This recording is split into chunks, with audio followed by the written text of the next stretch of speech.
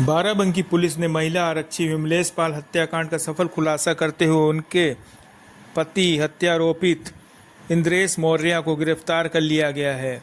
Police ने आरोपी के कब्जे से हत्या में इस्तेमाल की गई लोहे की राड, मृतका का पर्स और घटना में प्रयुक्त वैगन आर कार बरामद की है। यह खुलासा स्वाट, सर्विलांस और थाना मसौली की संयुक्त पुलिस टीम ने किया।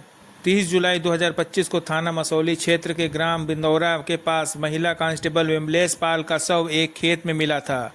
मृतका की बहन पूजा पाल की तहरीर पर थाना मसौली में मुकदमा संख्या 319/2025 दर्ज किया गया था।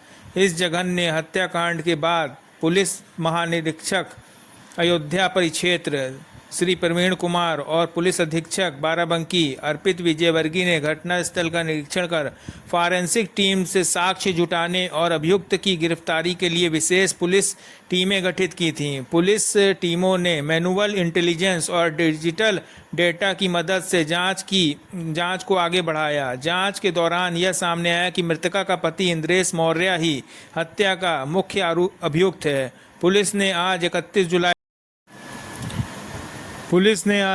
जुलाई 2025 को आरोपी को भवारा रोड प्लाईवुड फैक्ट्री के पास से गिरफ्तार कर लिया। पुलिस पूछताछ में सामने आया कि विमलेश और इंद्रेश की दोस्ती 2017 में हुई थी, जो बाद में प्यार में बदल गई। जब विमलेश ने शादी का प्रस्ताव रखा तो इंद्रेश ने इनकार कर दिया। इसके बाद विमलेश के दबाव में आने पर इंद्रेश ने आर्य समाज मंदिर में उससे शादी कर ली। हालांकि शादी के बाद भी इंद्रेश विमलेश को अपना पत्नी के रूप में रखने को इनकार कर रहा था और उससे पीछा छुड़ाना चाहता था। इसके अतिरिक्त इंद्रेश ने विमलेश के नाम पर बैंक से लोन भी लिया था, जिससे के पैसे को लेकर दोनों के बीच अक्सर विवाद होता था। इन्हीं सब कारणों से तंग आकर इंद्रेश ने विमलेश की हत्या की योजना बनाई।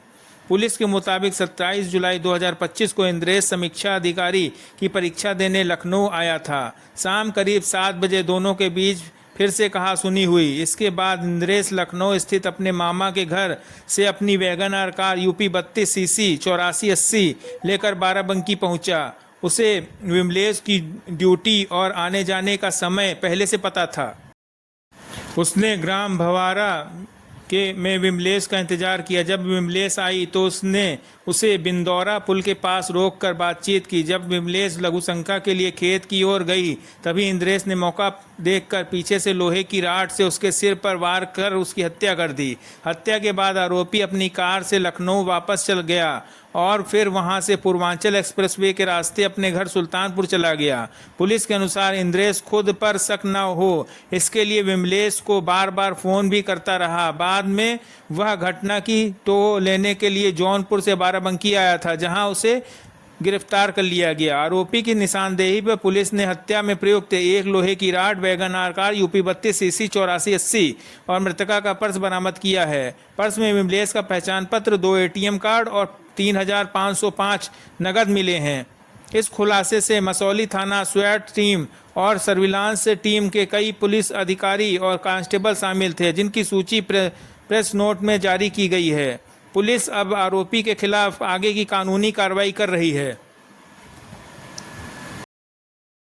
कल दिनांक 30/7/2025 को थाना मसौली क्षेत्र के हाईवे पे ही खेत में एक लेडी कांस्टेबल जिसका नाम विमलेश पाल था, जो हमारे थाना गया में पोस्टेड थी, उसकी डेड बॉडी मिली थी, जिसको हम लोगों ने पोस्टमार्टम हेतु और बाकी चीज़ों के लिए हॉस्पिटल भेजा था।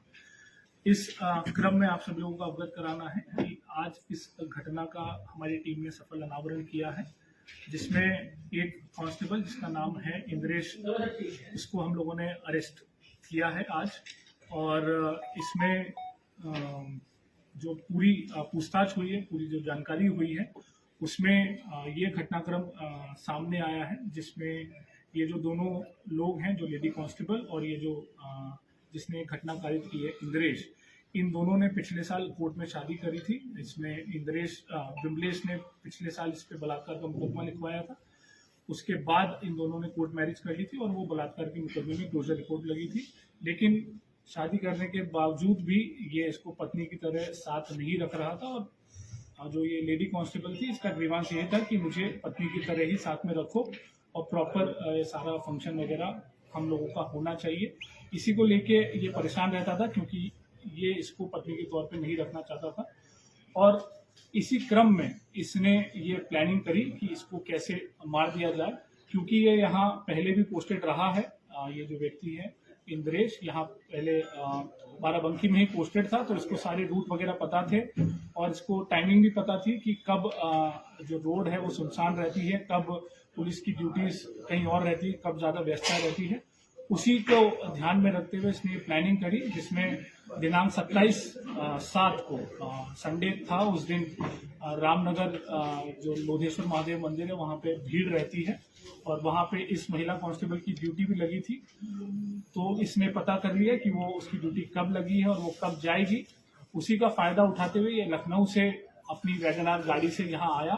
इसने मेन रूट का इस्तेमाल नहीं किया ताकि इसकी गाड़ी का कहीं पे भी डिटेक्शन ना होने पाए। वो जो ऑफ रूट है वहां से होते हुए ये मेन हाईवे पे पहुंचा। जब ये महिला वहां पे जा रही थी, इसको रास्ते में रोका, इसको बातचीत करने के बहाने से वहां पे रोका, 10-15 मिनट इससे बातचीत करी और फिर वहां खेत में जब जो ये लेडी कांस्टेबल है इनको टॉयलेट के लिए जाना था, तो ये जैसे ही खेत में नीचे उतरी, ये पीछे से उसको धक्का देके उनका गला दबा दिया, जिससे वो अधमरी स्थिति में हो गई। और फिर अपने कार के जो पाने से इस महिला के सर पे 3-4 वार किए, जिससे उसकी वहीं पे मृत्यु हुई। वहां से फिर ये अपने दूसरे रास्ते से फतेहपुर होते हुए ये वापस लखनऊ भाग गया। और इसमें इस व्यक्ति पे किसी को भी शक ना हो, इसके लिए इसने लगातार उस रात के बाद से इस महिला के फोन पे वो लगातार मैसेज करता रहा ताकि वो अलीबाई क्रिएट कर सके कि मुझे भी नहीं पता है कि मेरी पत्नी कहाँ है और मैं खुद उसको लगातार फोन कर रहा हूँ। पर इसमें हम लोगों ने सारे साक्ष्य संकलन किए, जिसमें तमाम सीसीटीवी फुटेज और बीटीएस और सर्विलांस का इस्तेमाल करते हुए हम लोगों ने ये चीज और एविडेंसेस निकाले हैं, जिसमें ये व्यक्ति लखनऊ से बाकायदा अपनी वैगनार गाड़ी से यहाँ आया। करीब हमारे पास 5 फुटेजेस भी मिली हैं जहाँ बीच में ये जाता हुआ दिख रहा है, और फिर घटना कारित करने के बाद भी हमें सीसीटीवी फुटेज मिली है। इसके अलावा जो इन लोगों की आपस में उस घटना वाले दिन की जो बातचीत है उससे भी काफी हमें क्लू मिले हैं, जिसमें इसने शाम को 7 बजे इस महिला से बात करके उसकी लोकेशन ली और फिर अपनी प्लानिंग उस हिसाब से की। ये चीजें मोटी मोटी निकल के आई है और इसमें हमने जो घटना में प्रयोग कार है वो बरामद की है। जो उसने पाना यूज किया था वो बरामद किया है और मृतका का जो बाकी जो पहचान पत्र इसके पास थे वो भी हम लोगों ने इससे बरामद किए।